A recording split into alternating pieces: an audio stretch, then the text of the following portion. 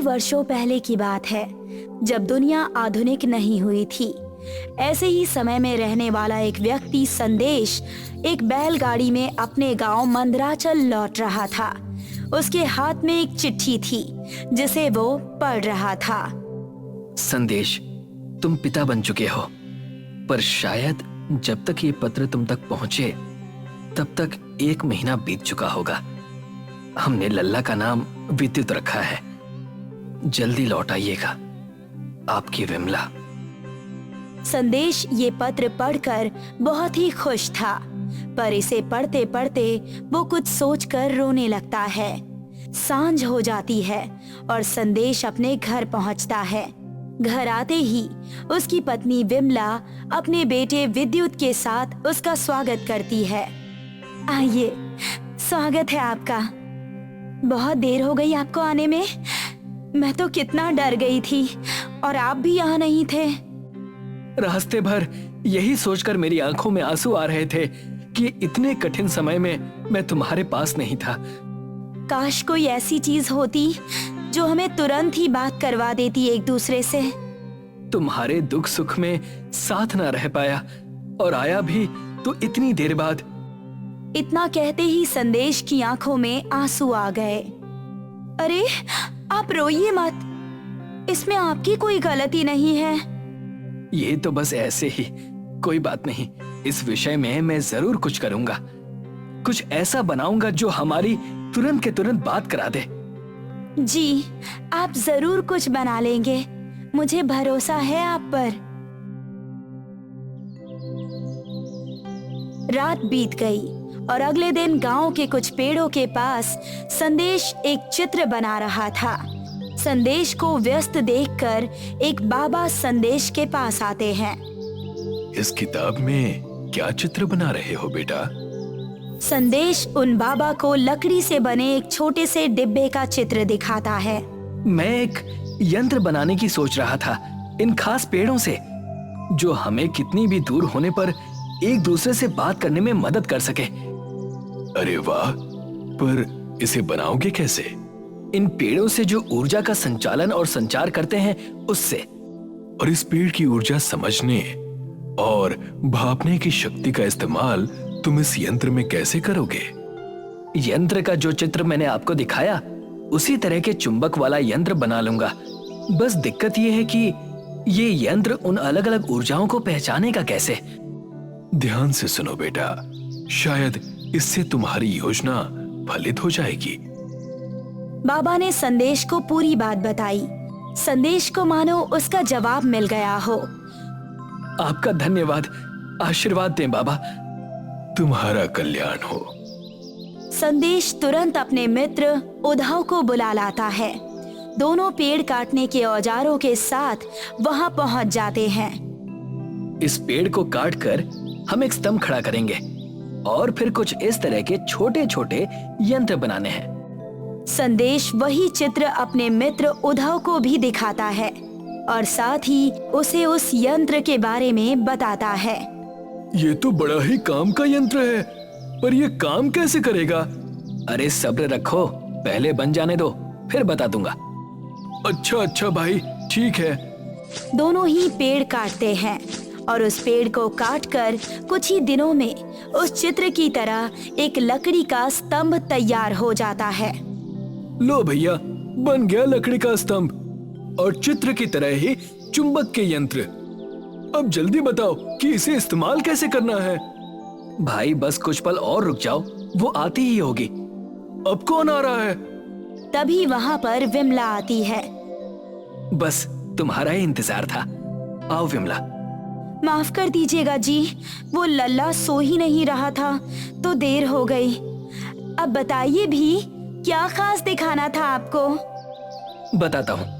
जब हम दोनों इस यंत्र और स्तंभ को एक साथ छुएंगे तो ये हमारी ऊर्जा पहचान लेगा और फिर जब भी हम एक दूसरे से बात करना चाहेंगे ये हमारी बात करा देगा। क्या? सच? हाँ बिल्कुल सच। चलो अब इसे इस्तेमाल करके देखते हैं। विमला, संदेश और उधाव तीनों स्तंभ को छूकर कुछ देर तक खड़े रहते हैं और उस लकड़ी के यंत्र से आवाज आने लगती है। हाँ, इससे तो आवाज आई। इसका मतलब है कि अब तुम्हारी ऊर्जा स्तंभ ने और इस यंत्र ने पहचान ली है। अच्छा, तो भाभी आप ऐसा करिए कि घर चले जाइए और हम यहाँ से बात करने की कोशिश करेंगे। विमला अपने घर आ जाती है और उस यंत्र को एकटक निहारती है। तभी अरे विमला, तुम्हें मेरी आवाज आ रही है? हाँ हाँ हाँ, हे भगवान, गजब की माया है। ये यंत्र तो सही में बोलता है। वाह भाई, क्या चीज बना दी। इससे तो गांव की कठिनाइयां कम हो जाएंगी। तीनों उसे देखकर बहुत ही खुश हो जाते हैं। कुछ महीने बीत गए और संदेश ने बाजार में आधुनिक यंत्र की दुकान खोल ली थी। अब गांव में लगभग हर व्यक्ति इस यंत्र का इस्तेमाल कर रहा था। संदेश अपनी दुकान में बैठा था, तभी वहां पर उद्धव आ जाता है। अरे भाई उद्धव, क्या बात है? ऐसे परेशान क्यों दिखाई पड़ रहे हो? परेशान नहीं संदेश भाई, बस कुछ सोच में डूबा था। तो संकोच कैसा? जो कहना चाहते हो कह दो। बात यह है संदेश कि बगल के गांव के मुखिया मेरे घर आए थे और मैंने उन्हें इस यंत्र के बारे में सब बता दिया और अब वो तुमसे ये खरीदना चाहते हैं। पर तुम दुखी क्यों हो? ये यंत्र किसी के काम में आता है तो बहुत ही अच्छी बात है। तुम उनसे ही पूछ लो, खुद समझ जाओगे कि क्या बात है। अच्छा ठीक है, तुम उन्हें बुला लाओ, मैं उनसे बात कर लेता हूँ। कुछ देर बाद वहां पर बगल के गांव के मुखिया आ जाते हैं। तो आप ही हैं संदेश, बड़े चर्चे सुने हैं मैंने आपके। उद्धव ने कहा कि आप मुझसे यंत्र के बारे में कुछ बात करना चाहते हैं। सीधे मुद्दे पर आता हूँ। तुम इस यंत्र को बनाने का तरीका मुझे दे दो, हम इससे काफी पैसे कमा लेंगे। और ये पेड़ जो बस तुम्हारे गांव में उगते हैं, उन जमीनों को मुझसे बांट लो, तुम्हें मोटी रकम दूंगा इसकी। मुखिया जी, मुझे दो चीजें बताइए। यदि सोने का दाम 0 हो जाए या इतना बढ़ जाए कि 10 गांव का धन भी पर्याप्त ना पड़े, तो इन दोनों स्थितियों में क्या होगा? अगर दाम 0 हुआ तो संदूक की जगह सड़कों पर पड़ा होगा, और इतना अधिक बढ़ जाए तब तो ये पूरे देश में बस गिने चुने व्यक्तियों के पास होगा। बिल्कुल सटीक। और मेरे लिए वो सोना ये यंत्र है जिसे मैं सबके पास पहुंचाना चाहता हूं। तो इसकी कीमत कितनी रखनी है और पेड़ों का इस्तेमाल कैसे करना है, ये दोनों ही चीजें मैं आपके हाथ में नहीं छोड़ सकता। आम लोगों के पास ये होना भी नहीं चाहिए। तुम मेरे साथ मिल जाओ, तुम्हारे हाथ कुछ मूल्यवान लगा है और इसका भेद उन चमत्कारी पेड़ों में है। पर अगर तुम मेरा प्रस्ताव नहीं मानते हो तो फिर वही सही। संदेश मुखिया की बातों में नहीं आया तो मुखिया वहां से गुस्से में चले गए। जब कोई ऐसी खोज होती है जो लोगों को कई वर्ष आगे ले जाए, तो प्रगति के साथ साथ उस पर बुरी नजर भी लोगों की पड़ जाती है। तो अब हम क्या करेंगे? ये जरूर उन पेड़ों के साथ कोई छेड़खानी करने की कोशिश करेगा। हाँ, मुझे भी लगता है। उद्धव, मेरी बात सुनो। तुम आज उस स्तंभ के पास निगरानी रखोगे। पर अगर वो पेड़ों के पास चला गया उन्हें काटने तो?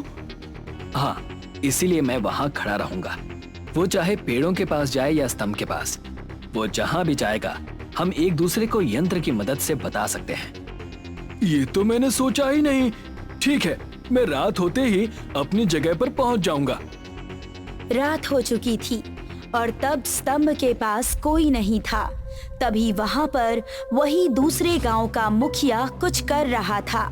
उद्धव ये सब कुछ एक पेड़ के पीछे से छिपकर देख रहा था। वो तुरंत संदेश से लकड़ी के यंत्र पर बात करने लगता है। संदेश, वो यहाँ आया है स्तंभ के पास। जल्दी आओ वरना वो स्तंभ को काटने लगेगा। बस अभी आया भाई। मुखिया स्तंभ के ऊपर कुल्हाड़ी जैसे ही चलाने जाता है, दोनों दोस्त उसे पकड़ लेते हैं और एक रस्सी से बांध देते हैं। आपको मैंने मना किया था कि आप इस यंत्र और गांव के मामले में हस्तक्षेप ना करें। पर तुम्हें यह पता कैसे चला कि मैं यहाँ हूँ या मैं कुछ ऐसा करने वाला हूँ? इसी यंत्र की मदद से।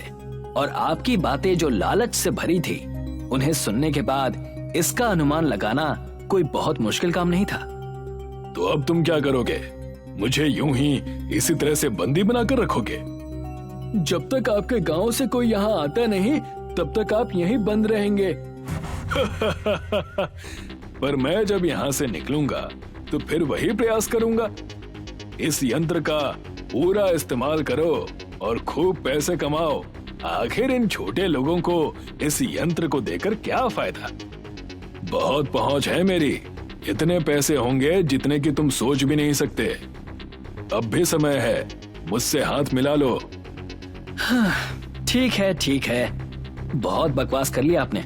अब आप मेरे घर के पास ही बंद रहेंगे और जब इस विषय में सोचेंगे तब अपने आप अकल आ जाएगी आपको। मुखिया को कैद रखा गया। एक दिन मुखिया के नाम का पत्र आया। संदेश और उद्धव वहीं पिंजरे के सामने वो पत्र पढ़ने लगे। मुखिया जी, ये पत्र बहुत ही दुखद जान पड़ता है। क्या? पढ़ो इसे, इसमें क्या लिखा है बताओ मुझे।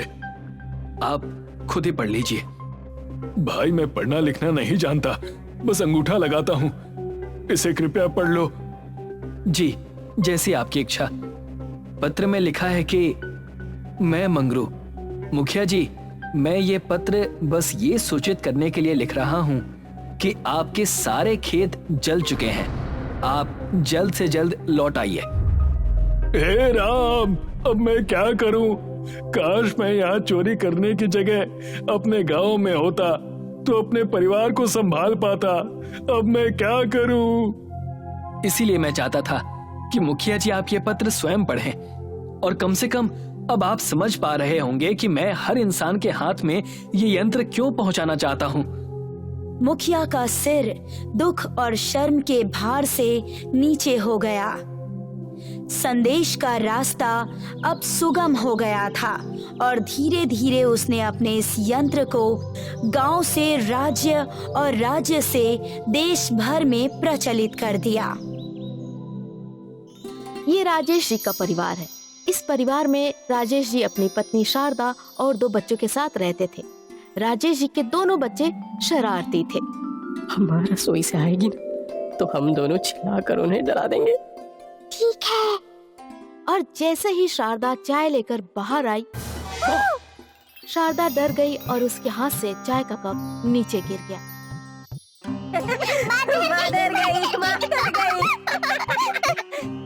तुम दोनों को तो आज सीधा करके ही रहूंगी। माँ ने दोनों बच्चों को मारने के लिए झाड़ू उठा ली और दोनों बच्चे मस्ती में यहाँ वहाँ दौड़ने लगे। नैना अपने पापा के पीछे जा छुपी। पापा बचाओ, बचाओ हमें।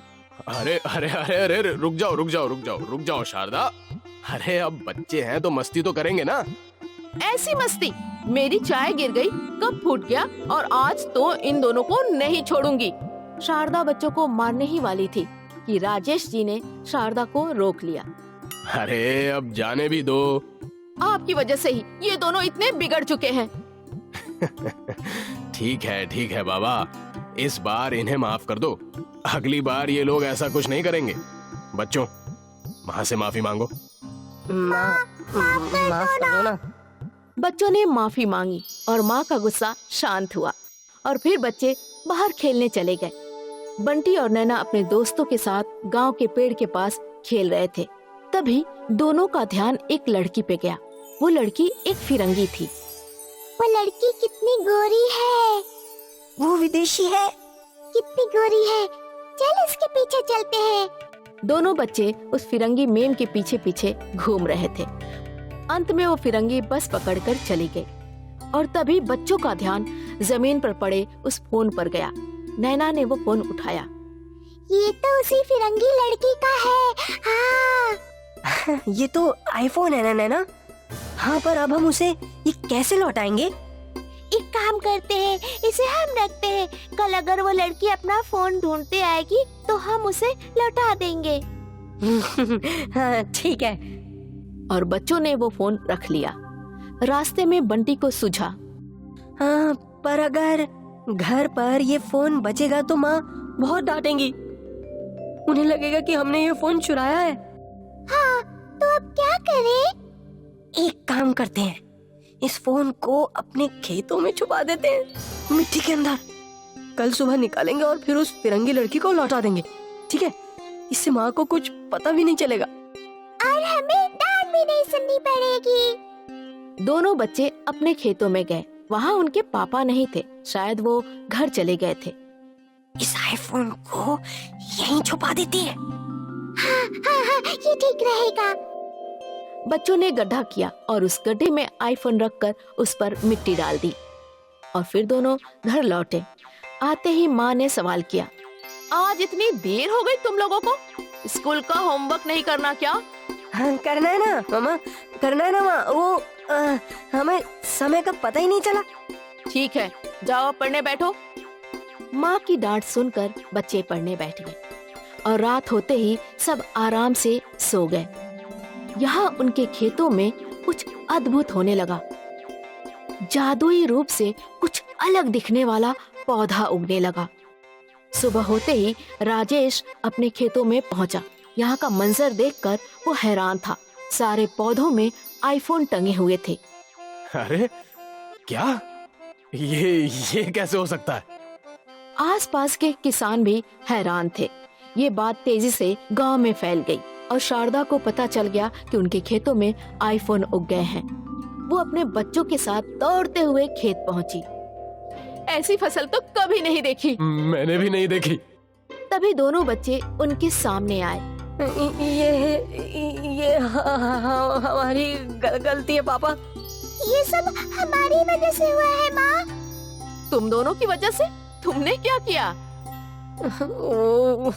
कल हम एक फिरंगी लड़की को देखते हुए बस स्टॉप पर पहुंचे थे। वहाँ हमने देखा कि उस लड़की का आईफोन गिर गया है। हमने वो उठा लिया। सोचा कि अगर वो कल वापस आएगी तो उसे लौटा देंगे, पर फिर हमने सोचा कि माँ हमें डांटेगी अगर हम उस आईफोन को घर ले गए। इसीलिए मैंने और नैना ने वो आईफोन खेतों में गाड़ दिया और उसी से इतने सारे आईफोन उग गए। बच्चों को लग रहा था कि माँ उनको फिर डांटेगी, पर पहली बार शारदा डांटने के बदले मुस्कुराई। अच्छा किया, बहुत अच्छा किया। अब हमारे पास इतने सारे आईफोन हैं। इन्हें बेचकर हम लोग बहुत अमीर बन जाएंगे। सच्ची? हाँ, सच्ची। और वो दीदी का आईफोन, क्या हम उन्हें उनका आईफोन नहीं लौटाएंगे? अरे लौटाएंगे बेटा, और हम उन्हें एक आईफोन उपहार में भी देंगे। आखिर उनकी वजह से ही तो हमारे खेतों में आईफोन की खेती उगी है। तभी वो फिरंगी लड़की वहाँ पहुँची। यही है वो दीदी जिनका आईफोन हमने जमीन में बोया था। बंटी ने उस जगह खोदा और उसे वो आईफोन मिला। बंटी ने आईफोन साफ किया और उसे लड़की को दिया। थैंक यू, मुझे लगा मैंने अपना फोन खो दिया। आपका फोन हमें बस स्टॉप पे मिला, पर तब तक आप चली गई थी। शारदा ने उस फॉरेनर को सब कुछ बताया। वाओ, ऐसा कैसे हो सकता है? मुझे समझ ही नहीं आ रहा। राजेश ने एक आईफोन पेड़ से तोड़ा। ये लीजिए, आपके लिए उपहार। Thank you. मैंने कल एक आईफोन खोया था और आज मुझे 2 वापस मिल गए। Thank you so much. Foreigner लड़की आईफोन लेकर खुशी खुशी चली गई और फिर राजेश और उसके पूरे परिवार ने सारे आईफोन जमा लिए। इन आईफोन को बेचकर राजेश जी के पास बहुत पैसे आ गए, जिससे उन्होंने बड़ा घर, बड़े खेत और गाड़ी भी खरीद दी। अब उनकी जिंदगी सुख सुविधा से भर गई थी, पर अब भी शारदा बच्चों को हर वक्त डांटती थी। मेरी अंगूठी कहाँ है नैना? कल मैंने तुम्हारे हाथों में देखी थी। वो अंगूठी, वो तो मैंने। वो क्या नैना? माँ चलिए बताती हूँ। नैना सबको अपने साथ लेकर खेत गई और पूरा खेत सोने की अंगूठियों से भरा था। सबकी आंखें फटी की फटी रह गई। इतनी सारी सोने की अंगूठियाँ! हाँ! अरे बाप रे! पता नहीं राजेश के खेतों में क्या अद्भुत था। जो भी बोते थे उसकी फसल उगती थी। वो कहते हैं ना, जब किस्मत मेहरबान तो गदा पहलवान।